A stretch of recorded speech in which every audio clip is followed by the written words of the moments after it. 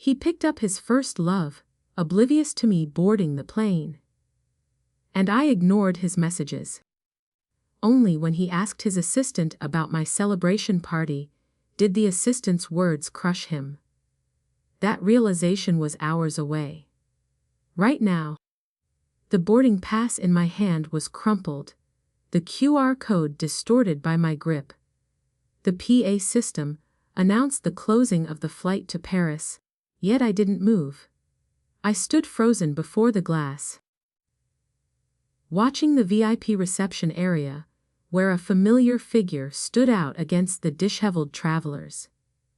He stood out aggressively among the tired, frantic crowd.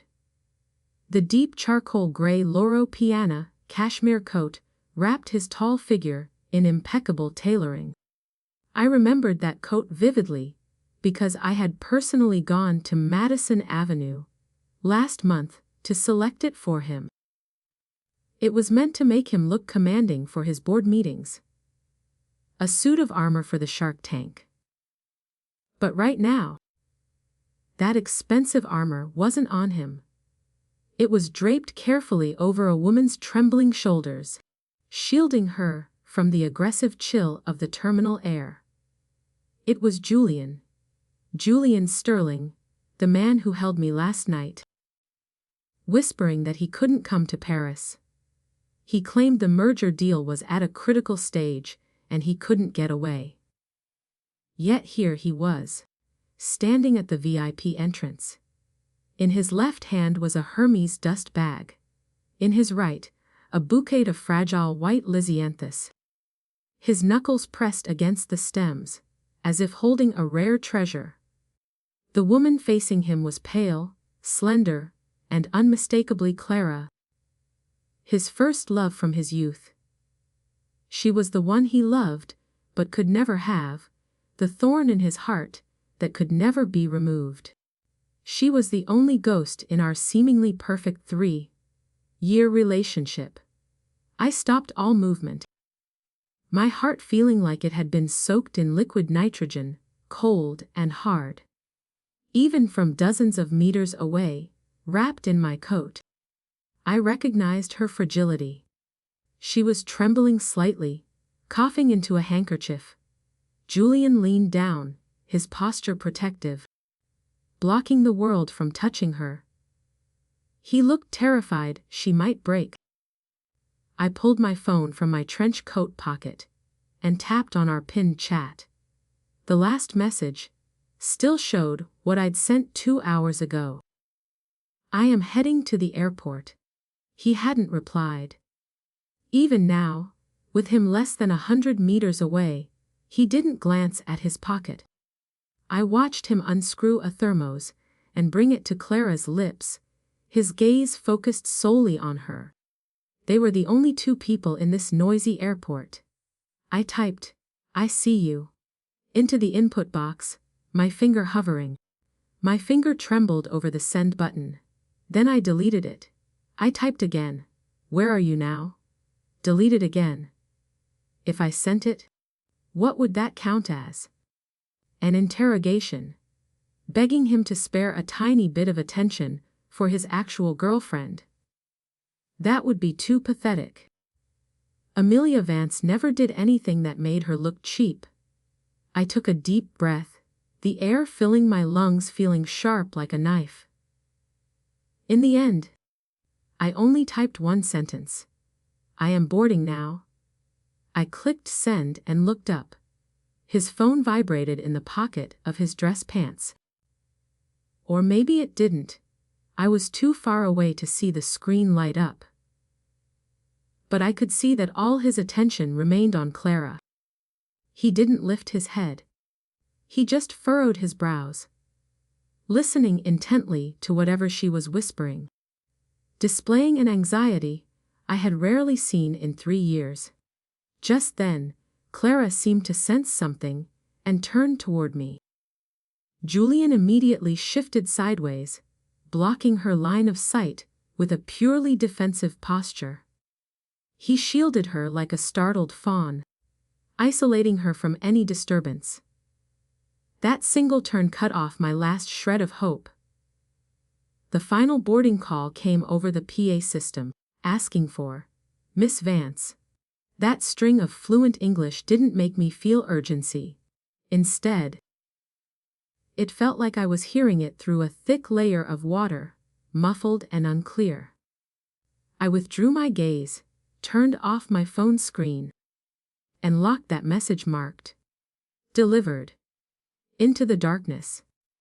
I pulled out a professional smile and walked toward the jet bridge. 9 hours of flying passed in a blur of sleepless exhaustion. When the plane finally touched down at Charles de Gaulle, the cabin filled with the soft pings of reconnecting devices.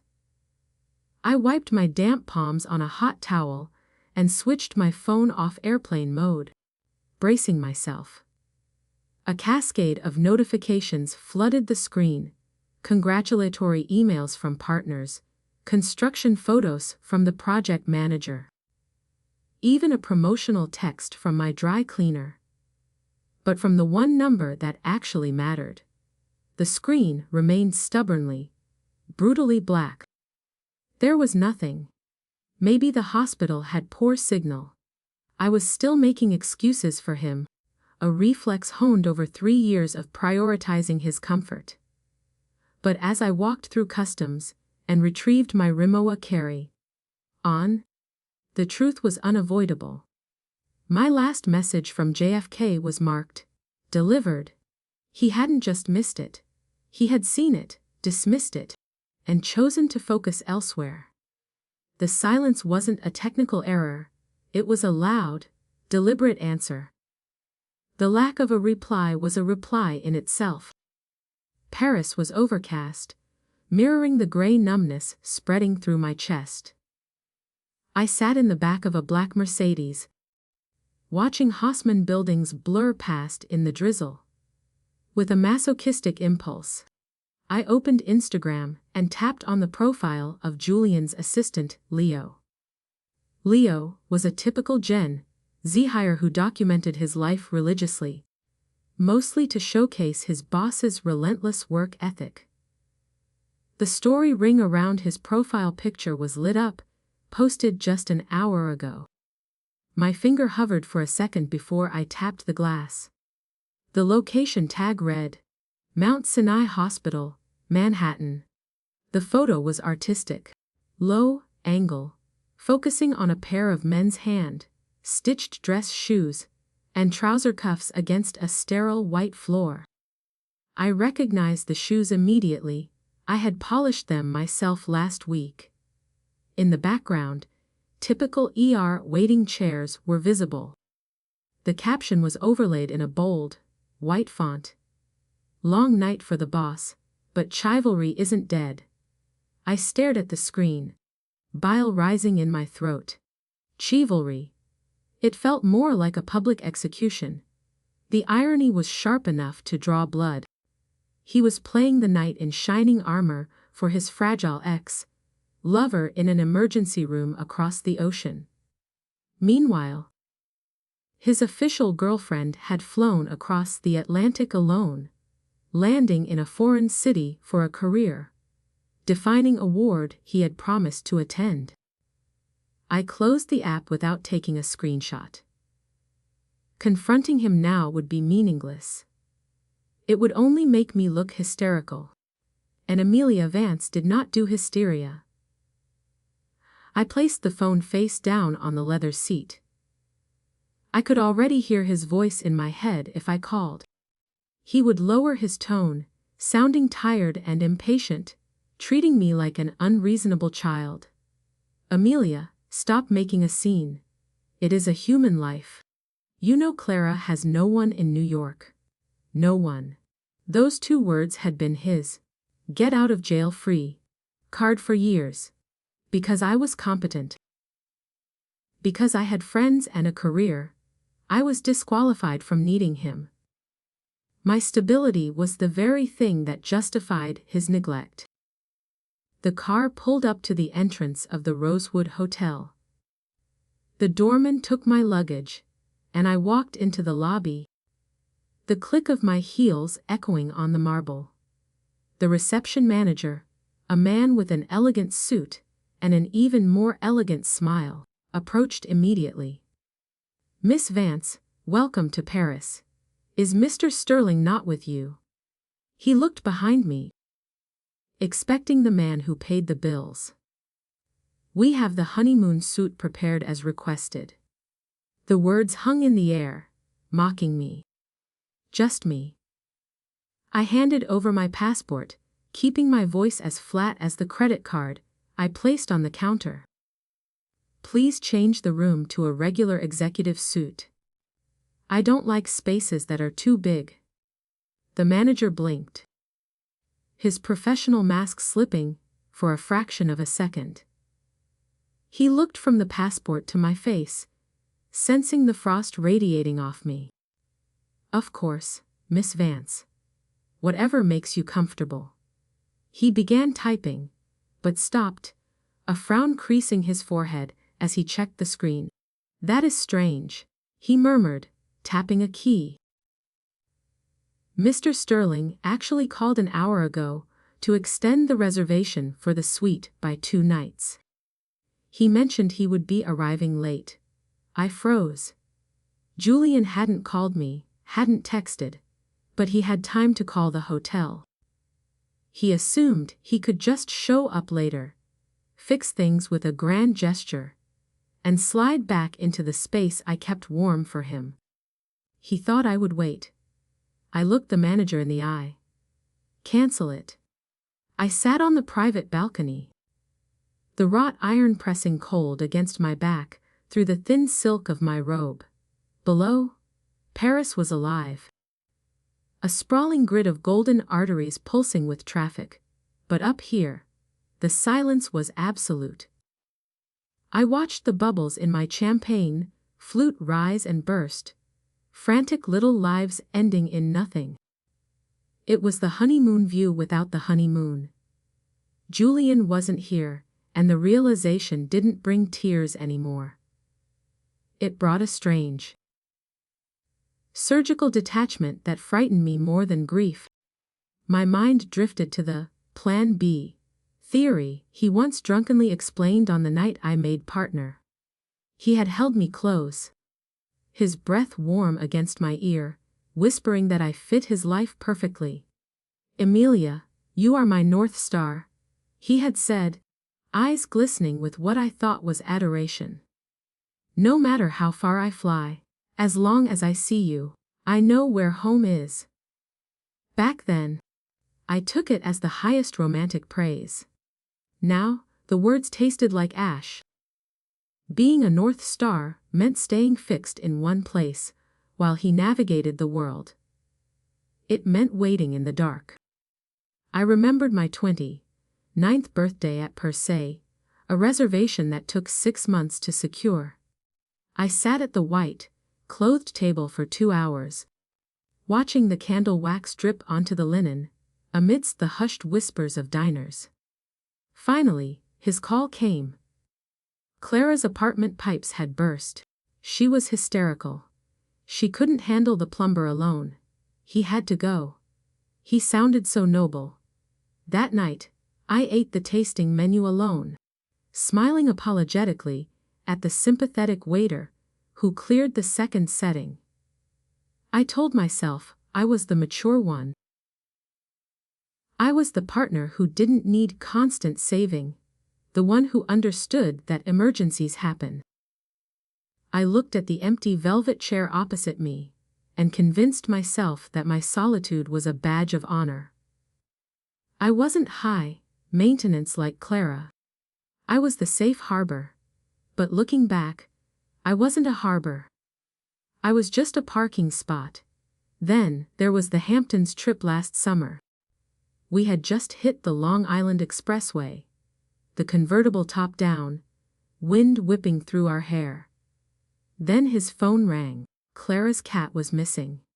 That was it. A cat. Julian didn't even ask my opinion. He just swung the car around at the next exit, tires screeching on the asphalt. I sat in the passenger seat, sunglasses hiding my eyes. watching him drive back toward the city, with a focused intensity he never applied to our anniversaries. I watched him search for that cat in the pouring rain all night, his Italian designer suit ruined by mud. I thought his loyalty was beautiful then. I thought if I acted sensible enough, considerate enough, someday I would earn that level of desperate devotion. I was wrong. Some positions can't be earned through effort alone. Being low maintenance didn't make him love me more, it just made it easier for him to ignore me. I was efficient, presentable, and convenient. I was the perfect accessory. But Clara, she was his irrationality. She was his impulse, the moon he felt compelled to chase and care for. Even knowing she wasn't suitable, even knowing she was trouble, he couldn't look away. I was the sensible choice. The optimal decision, made after weighing pros and cons. But nobody writes sonnets about the sensible choice. I had polished my edges until I was frictionless, hoping to fit perfectly into his life, only to realize that he preferred the jagged pieces that cut him deeply. My hand drifted up to my collarbone, fingers brushing the cold metal of the Tiffany necklace he gave me for our first anniversary. The pendant was a 6-pointed star, encrusted with diamonds that caught the flickering light of the Eiffel Tower. My North Star, he had called it. I unclasped it, feeling the weight vanish from my neck. It sat in my palm, heavy and sharp. When your eyes only chase the moon, the light of the stars becomes redundant. It becomes invisible background noise. Stars get tired, too. They burn out in the cold vacuum of space, unnoticed until they are gone forever. I looked at the necklace one last time, then closed my fist around it, the diamonds digging painfully into my skin. I didn't want to be a navigation point for a sailor who had already changed course. The phone on the table lit up again, not with a message from him, but from the void. I wasn't waiting anymore. I was done shining for a ghost. The next morning, I traded the silk robe for a structured white suit. The fabric was stiff, acting like a carapace against the world. I applied red lipstick, with the precision of a surgeon, checking the mirror for any cracks in the veneer. There were none. The woman staring back wasn't the heartbroken girlfriend waiting by the phone. She was a Pritzker nominee with a firm to protect. I walked out of the hotel, leaving the unmade bed behind. Today wasn't about love. It was about survival. The meeting took place at a discreet bistro in the first arrondissement. 2 independent investors from Zurich sat across from me, scanning the portfolio I had prepared weeks ago. I wasn't just selling a building, I was selling my rising stock. The Pritzker nomination was the ultimate leverage, turning risky concepts into guaranteed prestige. I spoke fluent French, dissecting the ROI with cold logic. I didn't mention Julian or Sterling Capital. My career was no longer a joint venture. It was a sole proprietorship.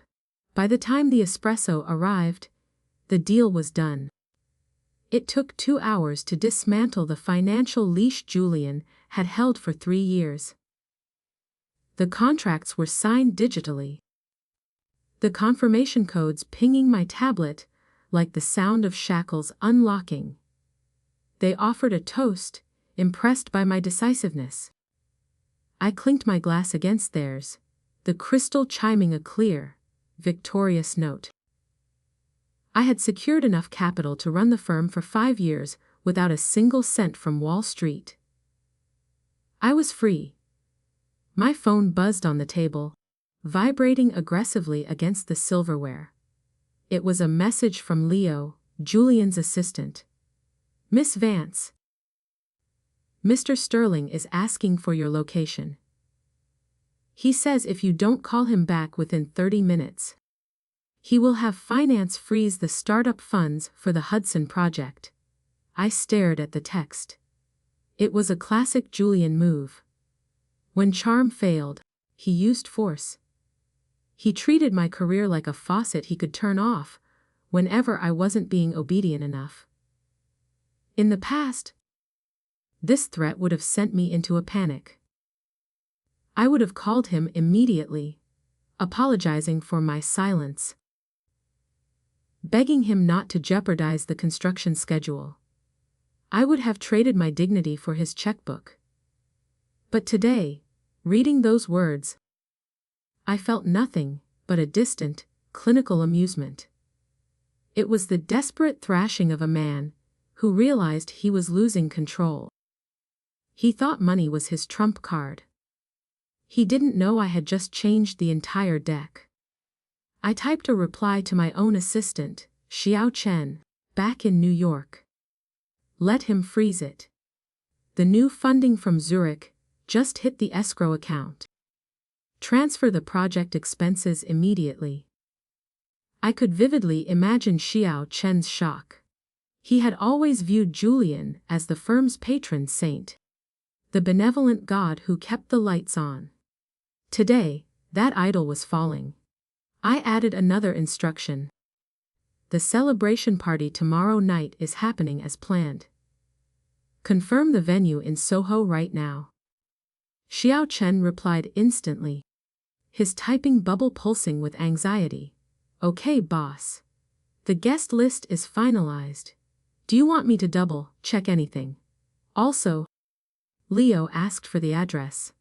Should I send it? I paused, watching the Parisian rain streak the bistro window. This was the moment. If I gave the address, I was inviting the chaos back in. If I withheld it, I was declaring war. I took a sip of water, the cold liquid clarifying my thoughts. Do not send it to Leo, I typed. And update the security protocol. Anyone without a physical invitation is not allowed inside.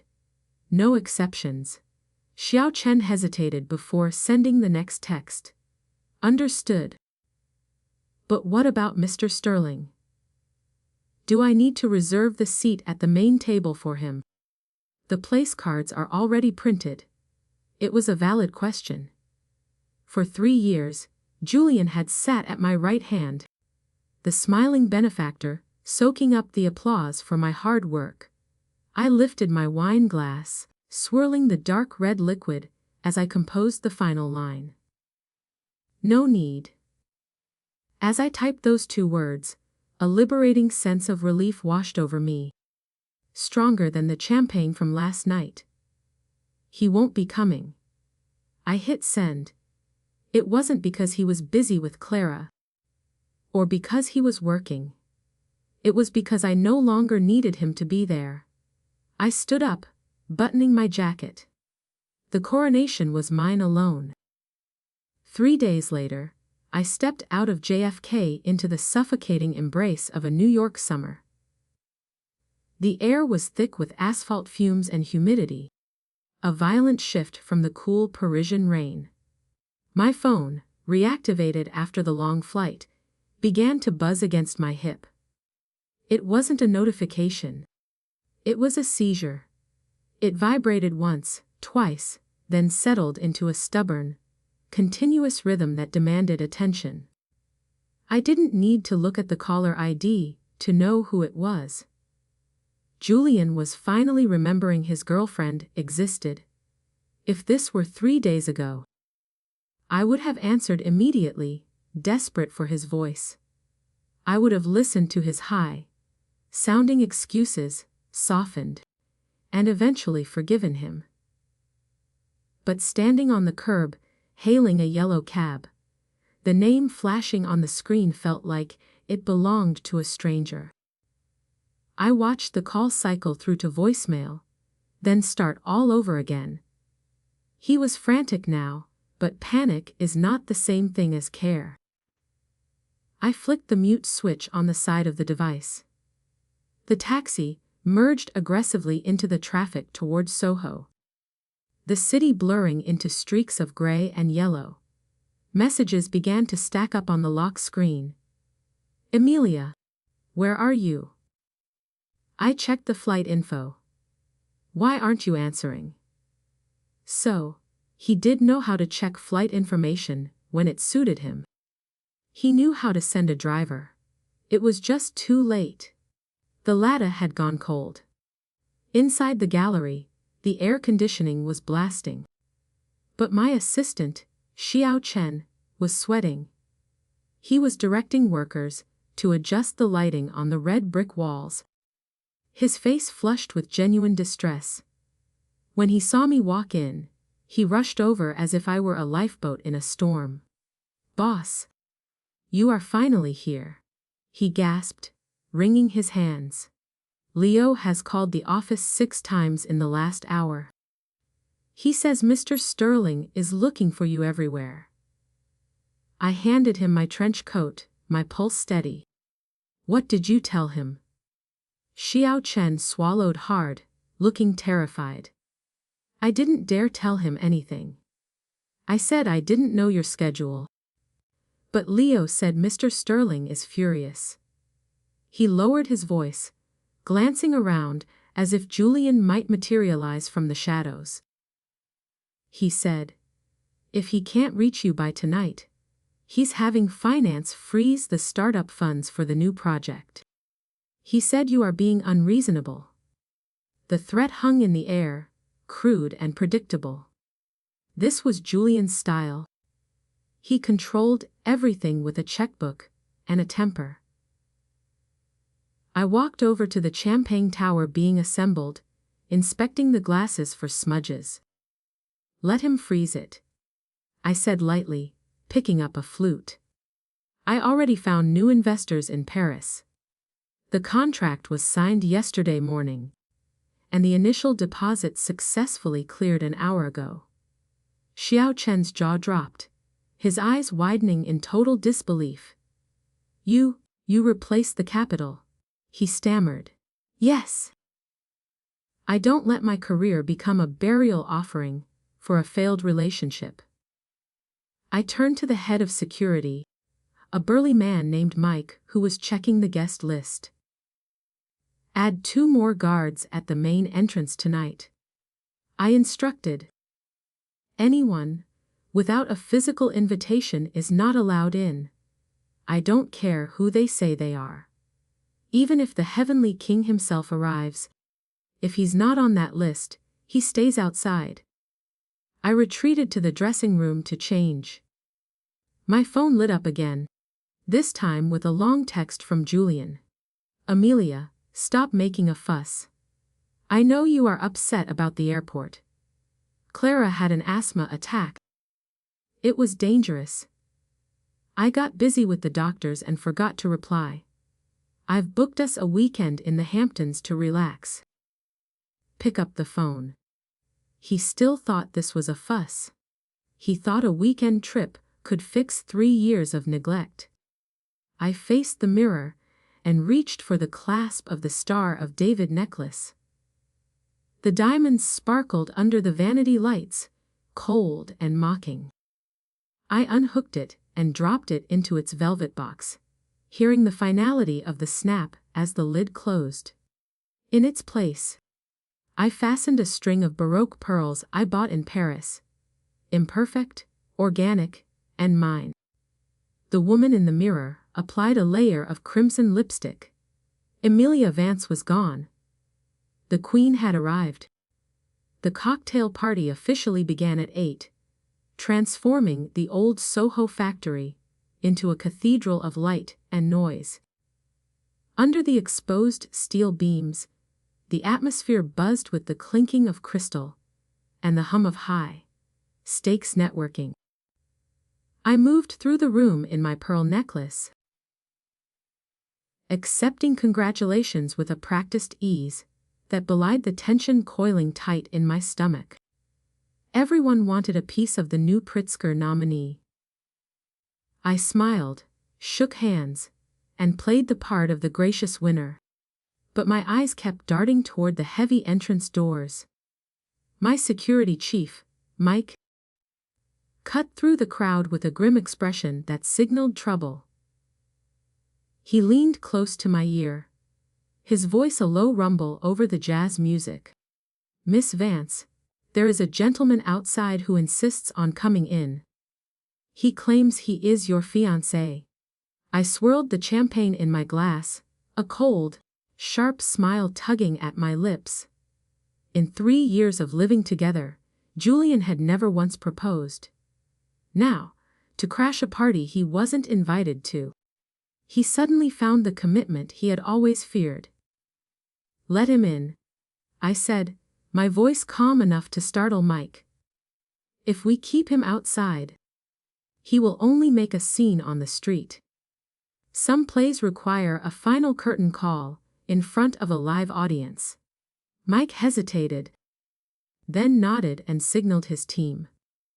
I watched the heavy doors swing open, admitting the damp, humid night air into the climate, controlled perfection of the gallery. I wasn't afraid of what he would say. I wanted him to see exactly what he had treated as optional. Julian appeared at the edge of the room, looking like a man who had run through a storm. His usually immaculate hair was plastered to his forehead, wet from the relentless summer rain. The dark blue suit he wore was wrinkled, stained with water spots on the shoulders, clearly not the appropriate attire for a black tie gala. He stood there, chest heaving, his anxious gaze sweeping the sea of tuxedos and gowns until it locked onto me. In that instant, I saw the shock register in his eyes. Perhaps it was because I looked too radiant tonight. Or perhaps because I stood in the absolute center of the world he had ignored. He strode toward me, and the crowd instinctively parted, recognizing the face that frequently graced financial magazine covers. But tonight, he wasn't the powerful Wall Street venture capitalist. He was frantic. "Emilia." He stopped in front of me, his voice hoarse, carrying a mix of suppressed anger and panic. "Why didn't you answer your phone? Why didn't you tell me you were holding a celebration party?" I looked at him with the polite detachment reserved for an unreasonable client. "Julian, this is a public place. Mind your manners." He froze, clearly not expecting this wall of ice. "Come outside with me," he demanded, reaching out to grab my wrist. I stepped aside to avoid his touch, the movement as fluid as a tango step. "Sorry.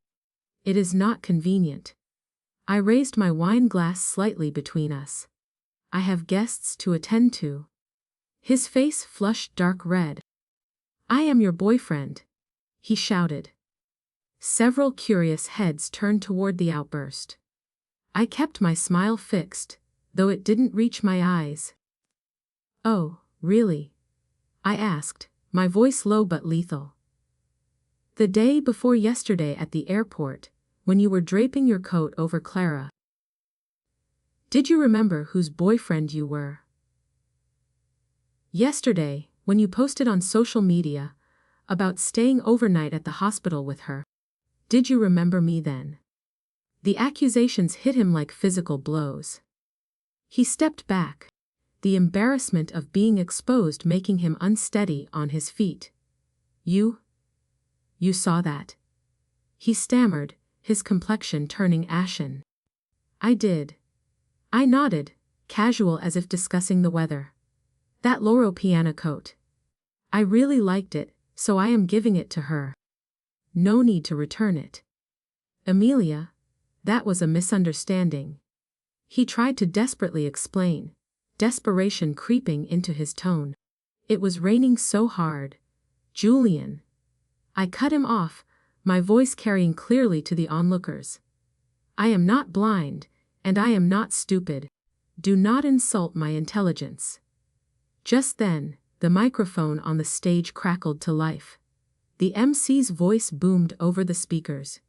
Next, let's welcome tonight's star and Pritzker Prize nominee, Miss Emilia Vance, to the stage for her speech. Thunderous applause erupted, drowning out Julian's next excuse. I didn't spare him another glance. I turned my back on his disheveled figure and walked toward the spotlight. The distance between us widened with every step, a physical manifestation of the chasm he had dug himself deep. He was left standing in the shadows. I stood in front of the microphone, the bright lights washing out the faces in the crowd. But I knew he was standing there, a lonely, incongruous figure at the back of the room. "Thank you all for coming tonight," I said, my voice steady and resonant. "This award means so much to me. It is not only an affirmation of my past efforts, but also an expectation for my future." I paused, letting the silence build. I looked toward the void in the distance, past him. "I want to thank my team, my partners, and everyone who believed in my vision, when it was just lines on paper." I raised my glass high, the crystal catching the light. Architecture is about building a home, a sanctuary. It is about creating structures that can withstand the storm. The audience leaned in, captivated by the metaphor. But sometimes, to build something new, you have to demolish what is already broken. I looked directly at the back of the room, where Julian stood completely frozen. "And finally," I said, my voice softening with a dangerous edge, "the only ones I do not need to thank are those who tried to make me a supporting character in their own drama." A wave of good-natured laughter rippled through the hall, followed by even more enthusiastic applause. Everyone thought it was just a witty remark from a confident woman. Only Julian knew exactly who that line was meant for. I saw his body sway as if he had been struck hard by an invisible force. At that moment, the last trace of resentment in my heart completely dissolved. I didn't hate him anymore. Hate is a form of emotional investment. And I was bankrupt where he was concerned. What I felt was a calm pity. He was like an old traveler clutching an expired ticket, standing on the shore while my ship sailed far away into the open ocean. He didn't even have the right to wave goodbye. I lowered the microphone and stepped off the stage, walking into my future. After stepping off the stage, the adrenaline began to fade, replaced by a cold certainty. Julian was still standing near the lounge area, looking like a sculpture that had lost its soul. The crowd gave him a wide berth, sensing the radioactive decay of his dignity. I walked to the nearby high table and pulled the dark blue velvet box from my clutch. I didn't hand it to him directly. I refused to bridge the gap with physical contact. I placed the box on the white tablecloth between us. It sat there like a grenade waiting to detonate. "I am returning this to you," I said, my voice barely rising above the ambient jazz. Julian stared at the box, his hands trembling by his sides. "It is the Star of David necklace," he whispered, his voice cracking. "Emilia, what do you mean by this?" He looked up, his eyes bloodshot and pleading, unable to process the finality of the gesture. "It means we are done," I replied, holding his gaze. "I am resigning from the position of North Star. You are going to have to navigate the darkness on your own." "Why?" He choked out the word, stepping closer. "Just because of that coat. Just because I didn't reply to your messages. Emilia, we can talk about this." I will be more careful. He was still bargaining, thinking this was a negotiation about behavior, rather than a fundamental breach of trust. It isn't about the dress, Julian, I said, feeling a wave of exhaustion. It is because I don't want to be your plan B anymore. Go find your moon. I am done trying to shine for someone who never looks up. I didn't wait for his rebuttal. I turned toward the heavy glass doors, pushing them open to meet the cool night air of New York. From behind me, I heard his hoarse shout, "Emilia!" But I didn't look back. Rainwater mixed with the heat on my face, sliding down my cheeks like a baptism. I hailed a yellow cab, the tires hissing on the wet pavement. "Where to, miss?" the driver asked. "Just drive," I said, leaning my head against the cold window. "Anywhere but home." The city lights blurred into streaks. The moving process the next morning was surgical.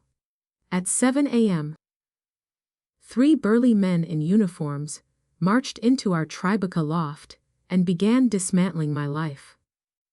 This apartment was something we had chosen together, a space filled with light and promise. Now, it was just a collection of assets to be divided. I stood in the center of the living room, directing the traffic of boxes. I felt like a general retreating from a lost territory, scorching the earth behind me. There was no sentimentality in the packing tape, only the ripping sound of closure. I stood in the walk-in closet, watching the shelves turn bare. The dedicated shelf for our photos looked particularly glaring now. In those frames, we were laughing on Long Island beaches or embracing in front of Swiss mountains.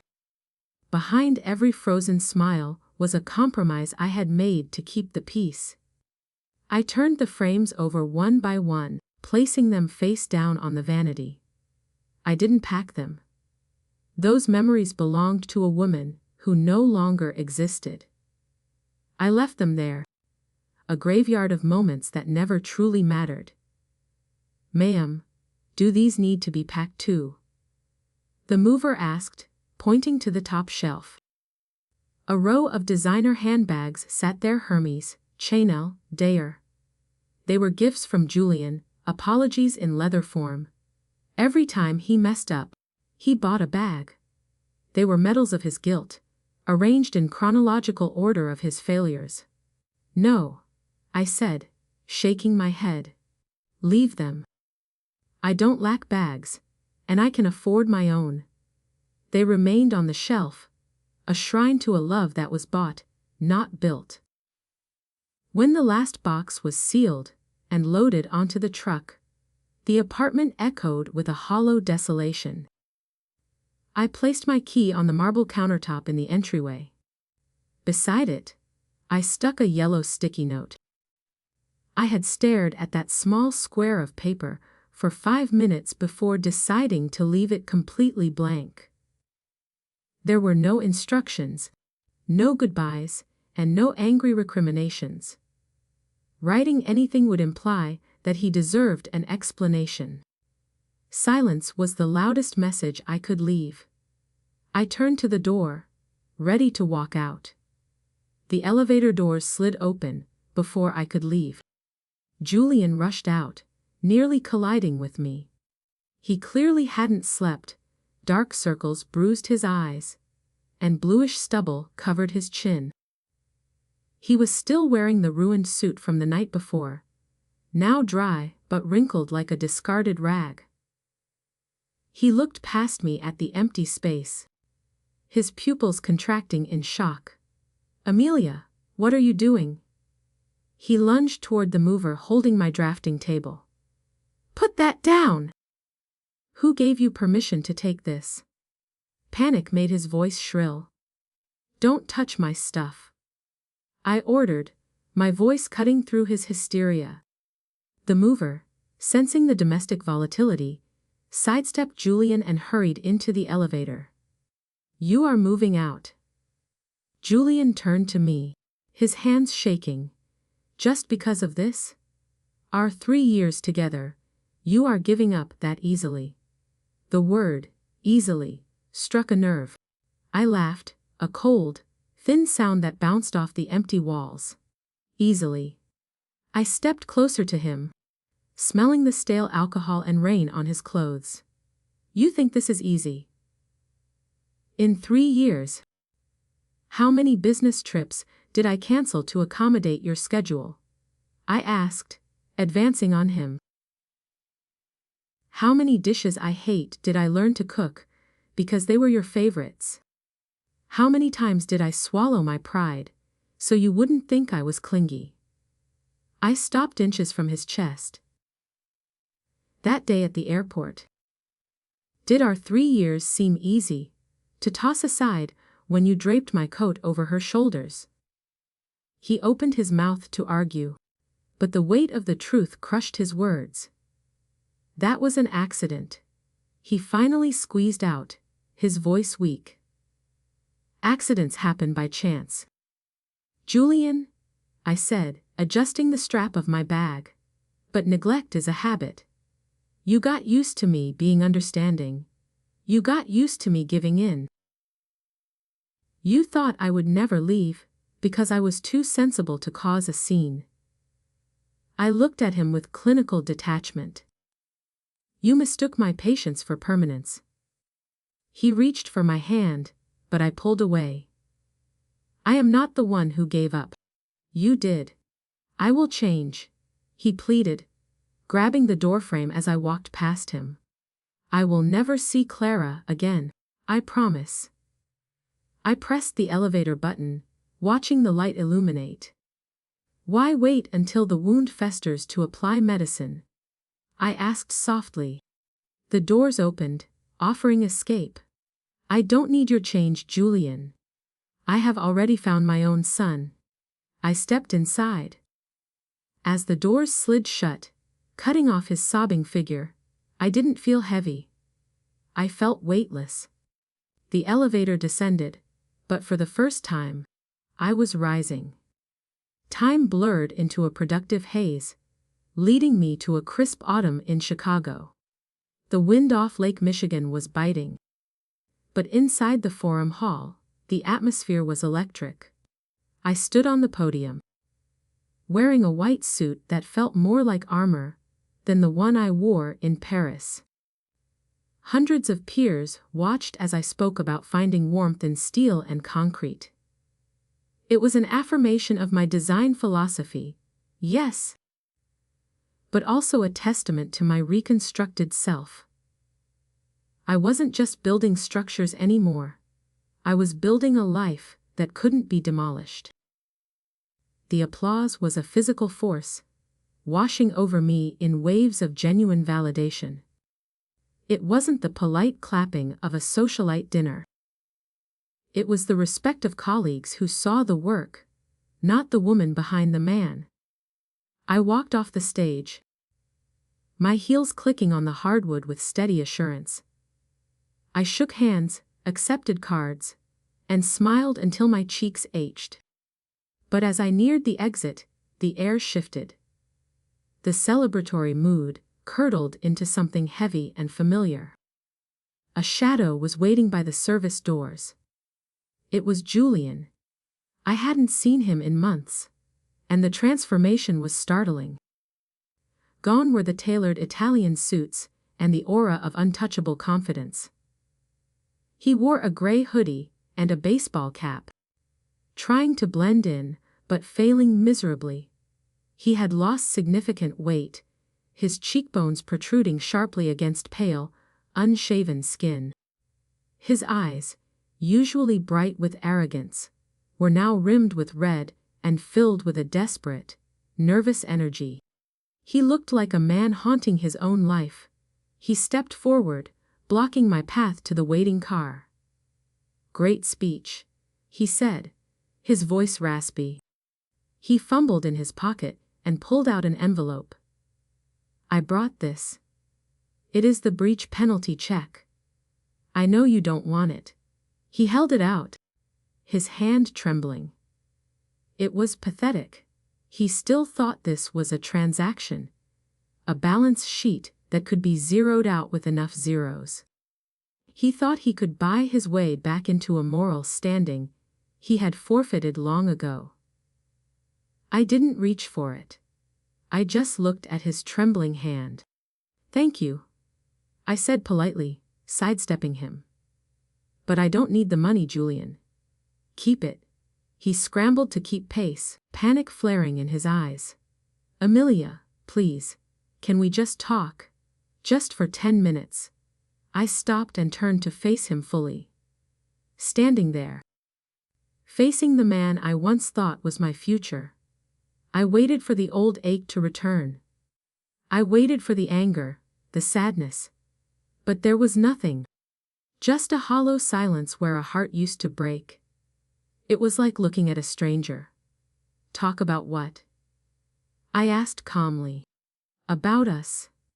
He nodded vigorously, seizing the opening. "I have been thinking about you every day.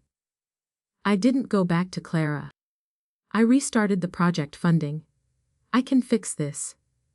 I glanced at my watch, a reflex from a lifetime of managing his schedule, but this time it was for me. "I have a flight to catch, Julian. There is a meeting tonight." The gesture was deliberate. It mirrored the airport scene, but the roles were finally, irrevocably reversed. I was the one leaving. "You still don't understand," I said, my voice gentle but firm. The problem was never about Clara or the money. It was about the priority. I pointed to my chest. "When you habitually put me in second place, you taught me to survive without you. A broken mirror can be glued back together, Julian. But the cracks will always reflect a distorted image." I smiled, and it was genuine. "I am doing really well now. I don't want anyone to disturb this peace." I signaled to the waiting black car. I didn't give him another chance to speak. I slid into the back seat of the Uber, the door closing with a solid, final thud. Through the tinted glass, I saw him standing on the sidewalk, like a withered tree in the autumn wind. He looked small, insignificant against the backdrop of the city I was conquering. The car pulled away, merging into the traffic. I didn't look back. The road ahead was wide, the sky was high, and for the first time, the North Star was guiding me, not him.